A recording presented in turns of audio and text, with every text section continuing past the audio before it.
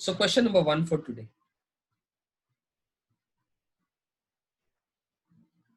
Y is equals to 4 tan x into cos x. 4 tan x into cos x. ठीक है? So this is the question. ठीक है? So how to attempt this question? Let's move on. ध्यान से देखिए, सबसे पहला काम हम डोमेन निकालेंगे। सबसे पहला काम हम क्या करेंगे? डोमेन निकालेंगे। और डोमेन की बात करूं तो tan x की जो डोमेन है, all real numbers minus 2n plus 1 of pi by 2 such that n belongs to any integer. ठीक, 2n all real number minus 2n plus 1 of pi by 2 such that n belongs to any integer, यानी odd integral multiples of pi by 2 की domain में नहीं है।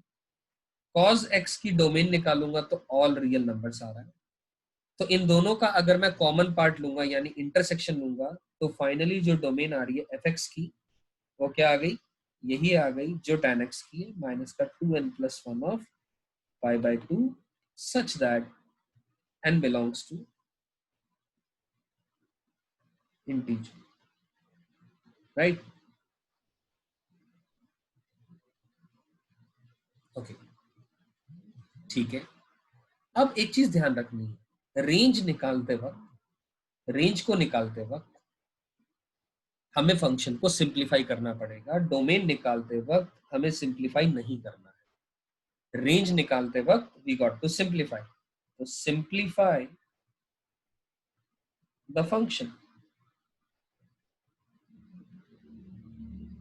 जैसे ही हम function को simplify करेंगे तो ध्यान से देखिए, हमारे पास आएगा y is equals to 4 times sin x upon cos x into cos x. No doubt we can cancel out these two cos x ऊपर नीचे से।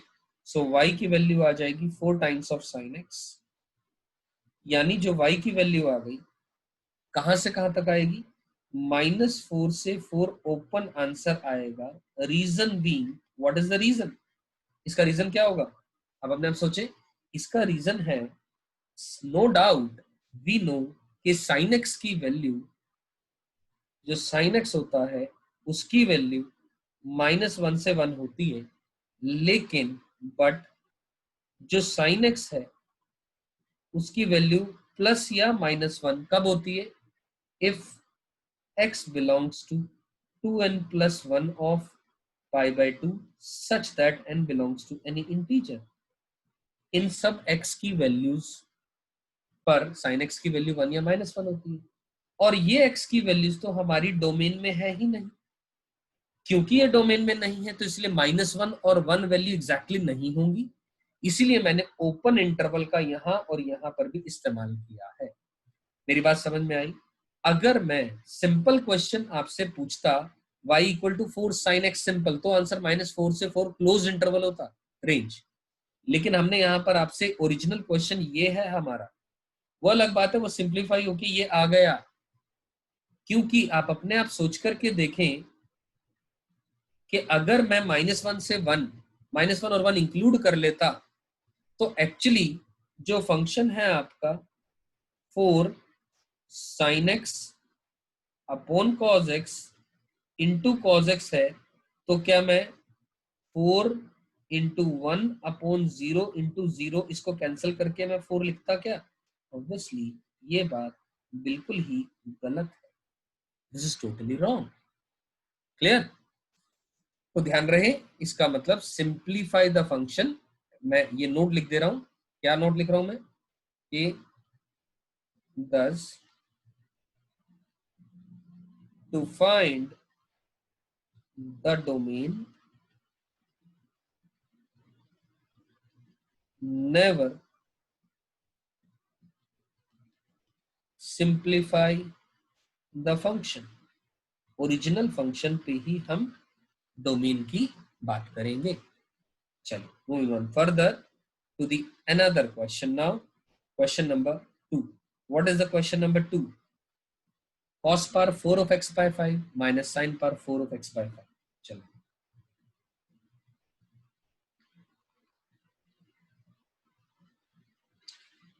so here is the question.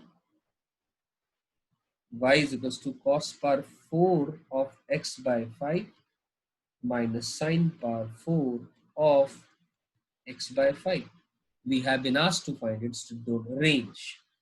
तो सबसे पहला तो डोमेन, इसकी डोमेन की बात करूंगा रियल नंबर, इसकी डोमेन की बात करूंगा real number, r intersection r तो आर ही होगा. ये आपके पास डोमेन आ गई. ठीक है, डोमेन आ गई तो ध्यान से देखिए. अब रेंज के लिए क्या करेंगे? रेंज के लिए हम करेंगे, इसको ऐसा लिखा जा सकता है cos square of x by 5 का square minus sine square of x by 5 का स्क्वायर, यानी a स्क्वायर माइनस का b स्क्वायर फॉर्म बन गया. अब a स्क्वायर माइनस का b स्क्वायर को अपन लोग a plus b into a minus b तो लिख ही सकते हैं,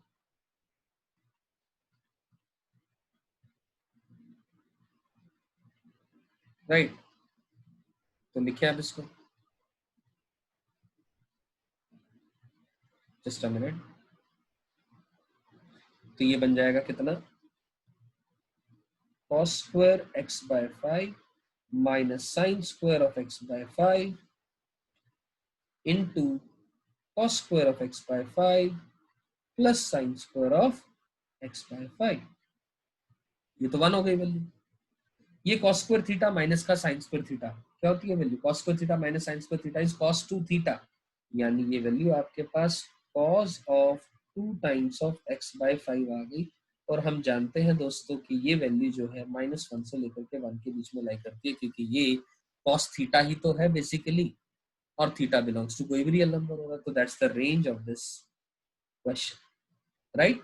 आई होप ये भी समझ में आ गई बात. Moving on further to the third question. So y equal to sine of root under of x.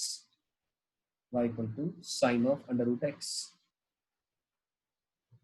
Y equal to sine of under the root x. बहुत सिंपल है. पहली बार डोमेन की बात करूंगा तो x is greater than equal to 0, ये तो domain आ गया.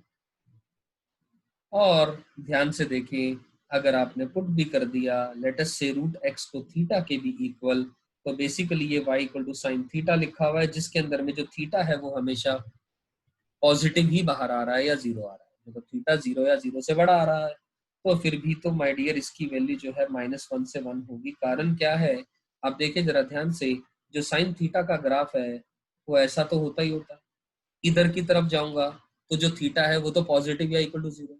थीटा पॉजिटिव या जीरो होता है तो वैल्यू सारी की सारी अपनी तब भी ले लेता है. पीछे जाएंगे अगर थीटा पर नेगेटिव वैल्यू पुट करेंगे तब भी आ जाएंगी वो वैल्यू, लेकिन पॉजिटिव या जीरो पुट करने पर भी ये सारी की सारी वैल्यू -1 से लेकर के 1 तक साइन थीटा अपनी ले लेता है. Correct? So this is the answer to this question. So moving on further, the question is y is equals to cos of 2 sin x. ठीक, y is equals to cos of 2 sin x. देखते हैं.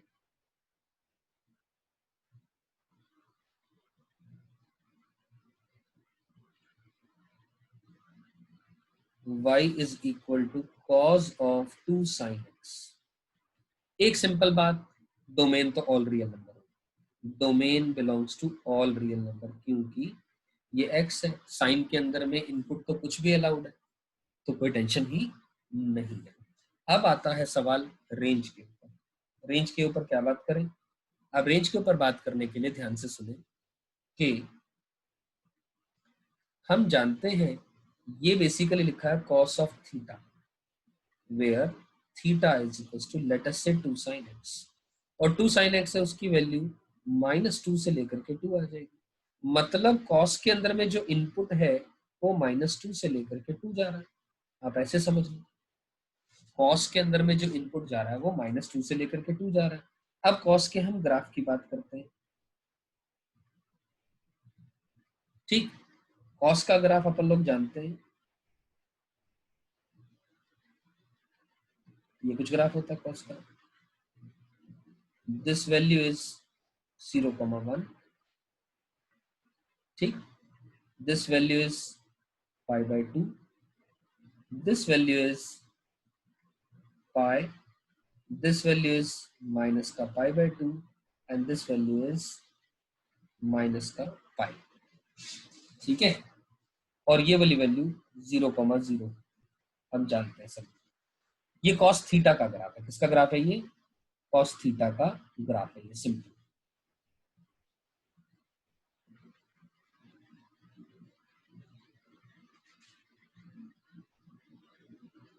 ठीक है, तो क्या करें आप देखो, जरा आराम से सुनो, इस बात को अच्छे से समझो। कॉस के अंदर में थीटा जा रहा है और जो थीटा है उसकी वैल्यू -2 से 2। अब पाई बाय 2 की वैल्यू रेडियंस में बात करें तो 1.5 समथिंग होती है, तो 2 कहीं ना कहीं यहां आएगा, क्योंकि ये वैल्यू तो 3.14 समथिंग होती है, और माइनस का 2 कहीं ना कहीं यहां आएगा,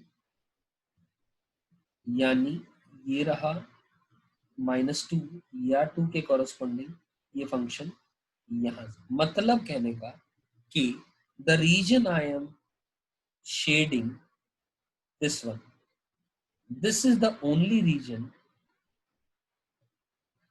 जो कि कॉस के अंदर में इनपुट हो रहा है। एक्स की कोई भी वैल्यू इनपुट कर दूं, लेकिन कॉस का जो इनपुट है, input will always lie between -2 to 2। Cos के अंदर में input, as a result the output, we know it is dependent on what the input is. तो जो आउटपुट है वो, हम रेंज की बात कर रहे हैं। रेंज का मतलब होता है मिनिमम टू मैक्सिमम वैल्यू। अब मिनिमम वैल्यू क्या आई, ध्यान से देखो, ग्राफिकली हमें समझ में आ रही है। ये वाली वैल्यू क्या आएगी? This will be 0, cos of 2, क्योंकि cos के अंदर में -2 इनपुट करें या cos में 2 पुट करें, cos ऑफ 2 ही आएगा। लेकिन cos 2 पर वैल्यू क्या होती है अपन नहीं जानते। cos ऑफ 0 पर वैल्यू क्या होती है अपन जानते हैं, वो वैल्यू 1 होती है। कुछ जगह पर हम वैल्यू जानते हैं, बहुत सारी जगह पर हम cos के अंदर में थीटा जो भी वैल्यू इनपुट करेंगे हम वैल्यूज नहीं जानते। This we all know very clearly. और ये मैक्सिमम वैल्यू आ रही है, इसका मतलब जो आउटपुट है, यानी जो रेंज है, मिनिमम वैल्यू cos 2 से लेकर के मैक्सिमम वैल्यू 1 तक जा रही है। And that is the answer to this question. You getting my point? मैं ये नहीं कह रहा कि ये ग्राफ है cos ऑफ 2 sin x का, मैं ये कह रहा हूं कुछ भी x इनपुट करेंगे, क्योंकि x तो रियल नंबर है। मैंने तो यहीं तक के ग्राफ के को देखने के लिए आप सबसे कहा, तो ये पूरे एक्सिस पे तो मैंने ग्राफ बनाया ही नहीं, क्योंकि मैं ऑलरेडी कह चुका हूं कि x तो रियल नंबर को बिलोंग कर रहा है। मतलब हर x के लिए कोई ना कोई वैल्यू आएगी, लेकिन हर x के लिए cos का जो इनपुट होगा वो यहां से लेकर के यहां से लेकर के यहां तक की वैल्यू ही आएगी। यानी cos के अंदर में जो इनपुट है वो यहां से -2 से लेकर के 2 तक ही जाएगा, और -2 से 2 के कॉरस्पॉन्डिंग जो आउटपुट आएगा cos 2 से लेकर के 1 आएगा। And that is the answer to this question. Clear to everybody? चलिए, उम्मीद करता हूँ ये क्वेश्चन समझ में आ गया होगा। चलते हैं, moving on to the another question now. So ये रेंज आ गई cos 2 से लेकर के 1। आगे चलते हैं, sine of log of x to the base 2। Question number 5, sine of log of x to the base 2।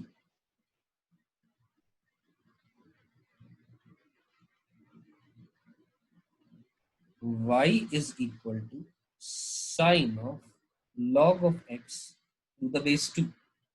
ठीक है, अब sine of log of x to the base 2 बोला गया है।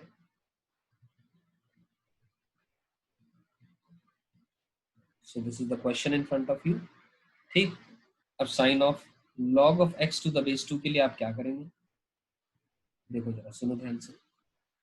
हम जानते हैं कि log of x to the base 2 ये लॉगरिथमिक फंक्शन है, तो इसके अंदर में x तो पॉजिटिव होना चाहिए। यानी ऐसा बोल दूं मैं कि x बिलोंग्स टू ओपन 0 से इंफिनिटी, तो ये तो डोमेन हो गई। ये तो क्या हो गई? डोमेन हो गई। डोमेन तो हमें क्लियर हो गई बात। अब अब 1 मिनट के लिए log of x to the base 2 को आपने थीटा पुट कर दिया। आपको अच्छे से समझाने के लिए मैं ये बात लिख रहा हूं। तो y बन गया साइन ऑफ थीटा। ठीक है, हम एक चीज तो जानते हैं कि log of x to the base 2 का ग्राफ जानते हैं, वो ये होता है, ये पॉइंट है 1,0, ये पॉइंट है 0,0, ये रहा। ठीक, this is the graph of the log of x to the base 2, and we are able to see from the graph easily that this graph is attains the value from minus infinity to, यानी belongs to real numbers। यानी कहने का मतलब y is equal to क्या बना, sign of theta, and जो theta है वो बिलोंग्स टू रियल नंबर है। एज अ रिजल्ट अगर साइन के अंदर में इनपुट ऑल रियल वैल्यूज जा रही है तो y की जो वैल्यू है वो -1 से लेकर के 1 तक सारे आंसर आ जाएंगे। That's the range of this question, domain and range. I hope it is understood to all of you. Clear है? चलिए, बहुत ही बढ़िया, चलते हैं आगे। Moving on to the next question. The next question says, ध्यान से देखो, ये तो यहीं पर ही बात समझ में आ जाएगी। Greatest integer of fractional part x plus fractional part of greatest integer x। ठीक है ना, ये मेंशन है क्वेश्चन, मान के चले आप कि square bracket is representing GIF यानी greatest integer function, and curly bracket is representing the fractional part. अब अपने आप सोच करके देखो कि x की तो वैल्यू की बात करूंगा वो ऑल रियल नंबर आएगा, सब कुछ इनपुट अलाउड है। ग्रेटेस्ट इंटीजर के अंदर में फ्रैक्शनल पार्ट है, और फ्रैक्शनल पार्ट x की जो वैल्यू होती है हमेशा क्लोज 0 से लेकर के ओपन 1 आती है। यानी ग्रेटेस्ट इंटीजर के अंदर में इनपुट क्लोज 0 से लेकर के ओपन 1 जाएगा तो आउटपुट भी तो 0 आएगा, करेक्ट? या फिर fractional part of greatest integer x की बात करूंगा, हम जानते हैं ग्रेटेस्ट इंटीजर के बाहर हमेशा इंटीजर आएगा, तो fractional part of any integer 1 2 3 it is always 0। तो रेंज के अंदर में केवल एक एलिमेंट आएगा, वो कौन है? 0। That's the answer written over here. Clear? तो ठीक है, यहां तक अपने को बातें सब समझ में आ रही हैं। अब मूविंग ऑन फर्दर, अब देखो जरा ध्यान से क्वेश्चन नंबर, ये g ऑफ x की बात करूं मैं, ये क्वेश्चन में अगर बात की जाए tan of pi times of greatest integer of x minus pi,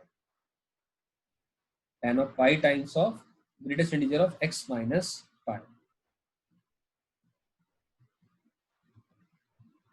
tan of pi times of greatest integer of x minus का pi divided by x square minus 3x plus 4।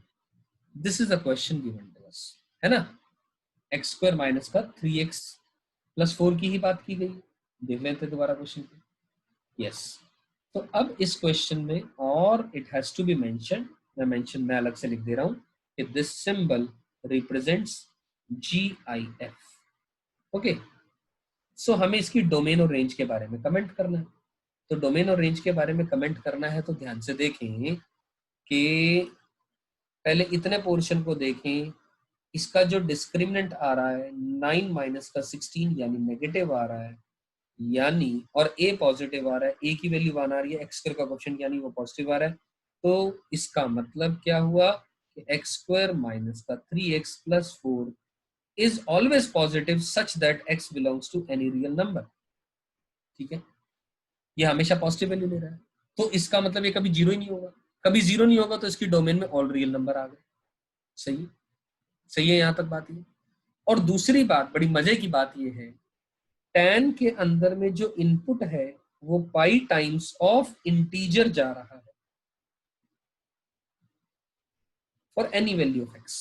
x कुछ भी आप input करोगे तो हमेशा x minus का पाई की जो वैल्यू है वो एक इंटीजर ही तो आएगी for any x. Pi by 2, 3 pi by 2, कुछ भी आप पुट करोगे, 0 minus pi, anything, it will always be N integer.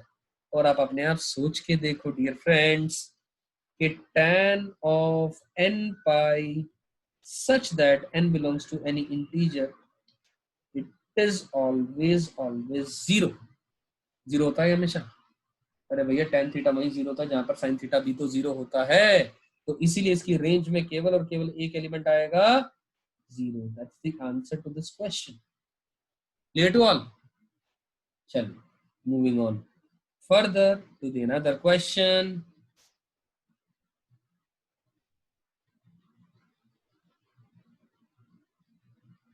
ये लिखा है y equal to cos 2x minus का sin 2x।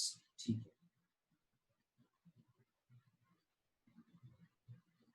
y equal to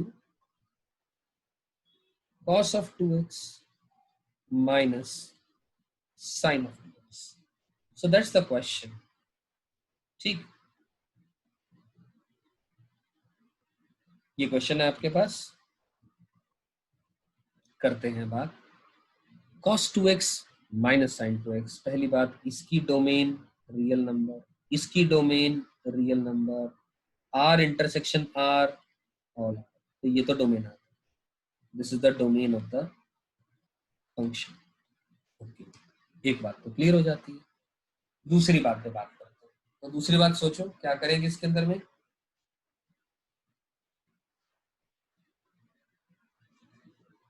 just a minute, देखें ध्यान से।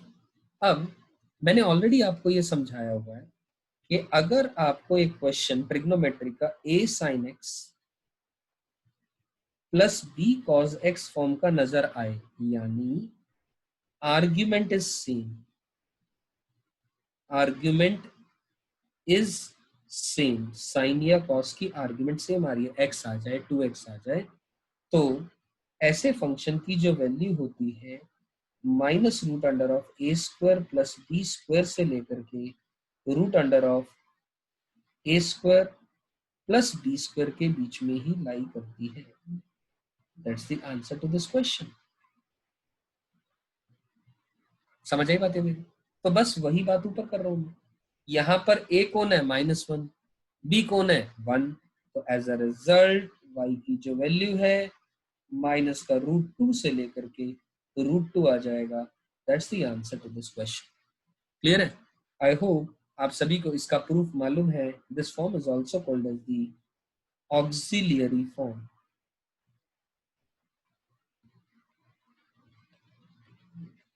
ठीक,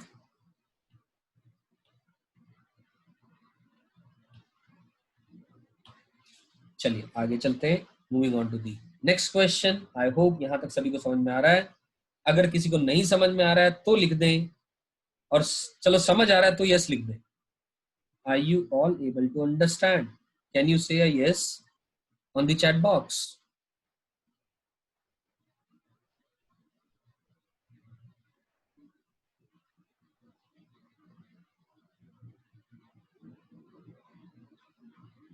ओके, सभी को लगभग समझ में आ रही है बातें। So moving on to this question number 8 now. fx लिखा है cot square of x minus का π/4। बहुत ही सिंपल है यहाँ तो बात। यार ये देखो ना, ये बेसिकली लिखा cot square of theta. cot theta की वैल्यू माइनस इन्फिनिटी से इन्फिनिटी आती है, तो इसकी बात करूंगा तो माइनस इन्फिनिटी से इन्फिनिटी का स्क्वायर करूंगा तो ऑब्वियसली क्लोज जीरो से लेकर के इन्फिनिटी सारे आंसर आ जाएंगे। तो बहुत सिंपल क्वेश्चन है, समझ में आ गया होगा। करेक्ट। चलते हैं नेक्स्ट क्वेश्चन पे। ln of 5x square minus 8x plus 4। ठीक है, ln of 5x square minus 8x plus 4।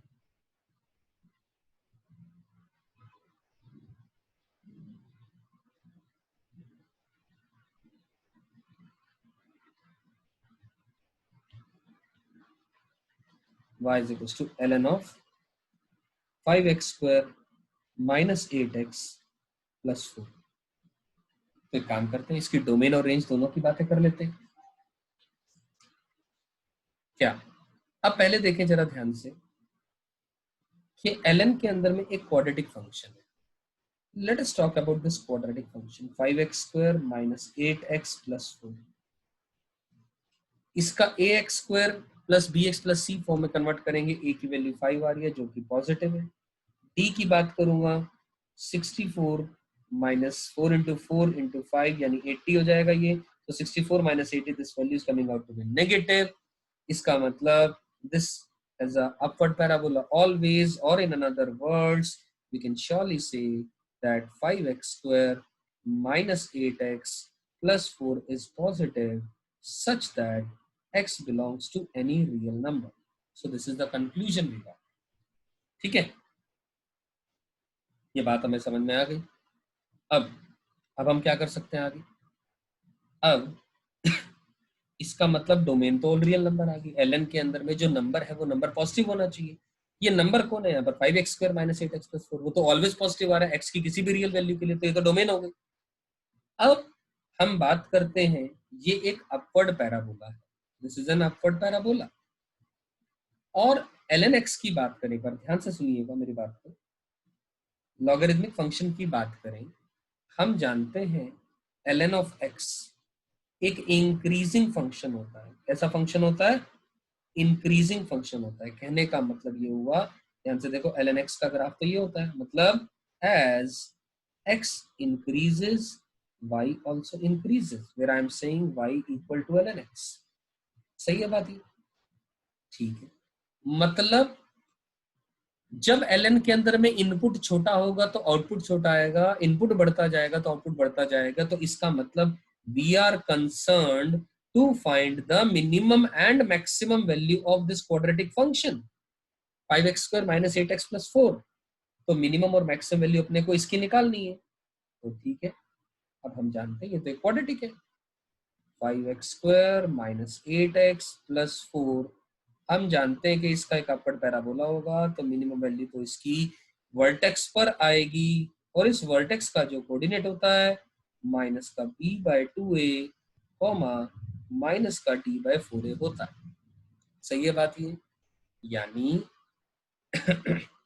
इसकी वैल्यू माइनस का b/2a कॉमा माइनस का d/4a, यानी y की जो वैल्यू आएगी, अगर मैं इसको y1 मान लेता हूं लेट अस से, तो y1 की जो वैल्यू है माइनस का d/4a से लेकर के इंफिनिटी पहुंच जाएगी. माइनस d/4a निकाल लेते हैं इसका. y1 की जो वैल्यू है माइनस ऑफ कितना आ जाएगा 64 माइनस का 80 डिवाइडेड बाय 4 इंटू 5 से लेकर के इंफिनिटी, ये वैल्यू आ जाएगी. तो देखें जरा ध्यान से कितना आ जाएगा ये. तो एज अ रिजल्ट जो y1 है उसकी वैल्यू आएगी, दिस विल बी 64 माइनस का 80 इज माइनस 16. तो 16 डिवाइडेड बाय 4 इंटू 5 से लेकर के इंफिनिटी, यानी दिस विल बी 4. मतलब y की जो वैल्यू है 4/5 से लेकर के इंफिनिटी जाएगी. देयरफॉर जो रेंज है फंक्शन की ln ऑफ 4/5 से लेकर के इंफिनिटी चली जाएगी, क्योंकि ये मिनिमम वैल्यू है.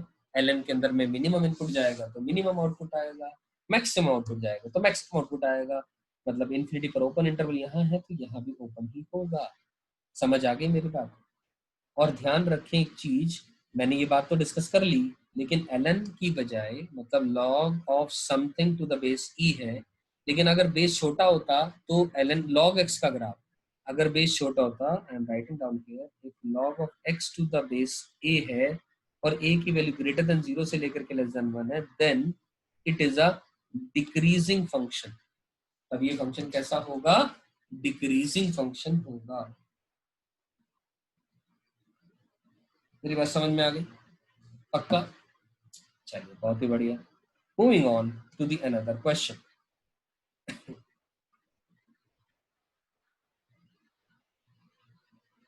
So here is the another question.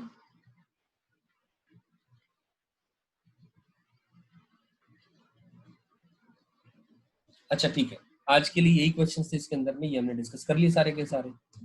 तो रेंज रिलेटेड चीजें मोर और लेस हमने डिस्कस सारी कर ली है ना. तो इसका मतलब मैं मान के चलूं कि आप डोमेन और रेंज में कंफर्टेबल हो गए हैं, मान लूं, ठीक है। अब एक काम करते हैं, हमने डोमेन और रेंज पे तो बात कर ली, ठीक है। ट्रांसफॉर्मेशन की भी बातें कर चुके हैं हम, ऑलरेडी कर चुके हैं ना, एक्स स्क्वायर से एफ एक्स से एफ एक्स प्लस ए का, या F of X plus minus A का, या F X plus minus A का, अलग अलग से, ठीक है। ये सारी बातें हमने कर ली। तो अगला टॉपिक मैं अगली क्लास में शुरू करूंगा। टॉपिक का नाम है क्या, even and odd function, periodicity of functions, composite functions. ये सब मैं इसी सीक्वेंस में, जैसे मैंने बोला, I discuss with you guys. और अभी मैं आपको एक छोटी सी बात बता देता हूं, आइडेंटिकल फंक्शंस क्या होते हैं। आइडेंटिकल फंक्शंस आप बिल्कुल सिंपल भाषा में समझें, two functions are said to be identical if, पहली बात, सेम डोमेन है, दूसरी बात सेम रेंज है, तीसरी बात f x is equal to g x such that x belongs to the domain. मतलब एफ एक्स और जी एक्स की वैल्यू सेम आनी चाहिए, सेम इनपुट के कोरोस्पॉन्डिंग में, अंडर द कंडीशन के वो इनपुट डोमेन का पार्ट है, ठीक। एग्जाम्पल के तौर पे इस बात को बहुत अच्छे से समझिएगा कि सेम इनपुट पर सेम आउटपुट भी आए, सेम डोमेन आए, सेम रेंज आए, तभी फंक्शंस को क्या कहा जाएगा, आइडेंटिकल फंक्शंस कहा जाएगा। मान लीजिए एक फंक्शन लिया मैंने f x, l n of x square, और जी एक्स लिया मैंने 2 ln x। अब मैं जानना चाहता हूं, चेक आइडेंटिकल है या नॉन आइडेंटिकल है ये दोनों गिवन फंक्शंस, यानी एफ एक्स और जी एक्स। तो क्या करें,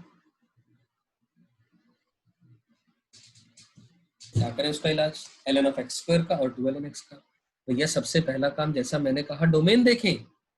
अगर मैं एफ एक्स की बात करूं, if I talk about F x domain, तो ध्यान से देखें, ln के अंदर में एक्स स्क्वायर आ रहा है, तो domain of the function is all real number minus zero. Real number में से जीरो ही तो घटाना है। एक्स की नेगेटिव वैल्यू भी अलाउड है, क्योंकि नेगेटिव वैल्यू पुट करूंगा तो उसका स्क्वायर बनेगा पॉजिटिव है, तो ln के लिए तो इनपुट पॉजिटिव चला गया, तो अलाउड है। लेकिन अगर मैं डोमेन ऑफ जी की बात करूंगा, तो ध्यान से देखो, एक्स तो केवल ग्रेटर देन जीरो अलाउड है, तो मतलब ये दोनों डोमेन बराबर नहीं है, तो फंक्शन नॉन आइडेंटिकल हो गए, ठीक। ये दोनों बराबर नहीं है वैल्यूज। अगर लॉगरिथम याद है तो समझ में आ जाएगी बात। ln एक्स स्क्वायर जो है वो 2 ln मॉड्यूलस एक्स के बराबर होता है। तो किसके बराबर होता है, 2 ln x नहीं, 2 ln मॉड्यूलस एक्स के बराबर होता है, क्योंकि डोमेन ही बराबर नहीं है। तो आगे मुझे चेक करने की जरूरत नहीं है, क्योंकि मैंने कहा दो फंक्शन आइडेंटिकल तब होते हैं जब ये तीनों बातें सही हो। जब ये तीनों बातें सही होंगी, इन द सेम सीक्वेंस आप चेक करेंगे, तभी आप बोलेंगे कि फंक्शंस आइडेंटिकल हैं, else apart the functions are non identical. समझ में आती है बात, पक्का। और इसी तरह एक और last example identical non identical के लिए, मान लीजिए मैंने एफ एक्स को लिया greatest integer of fractional part x, और जी एक्स को लिया fractional part of greatest integer x. मैं लिख रहा हूं, this represents GIF and this represents fractional part x। तो these both the functions will be identical। why?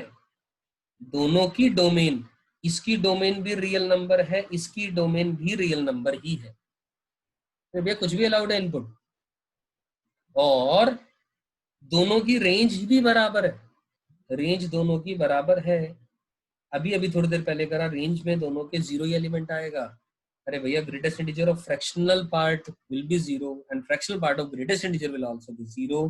तो same input पर आउटपुट सेम आ रहा है, आउटपुट क्योंकि हमेशा ही ऑल x की रियल वैल्यूज पर रेंज जीरो आ रही है, तो इसका मतलब yes the functions are identical. ठीक है।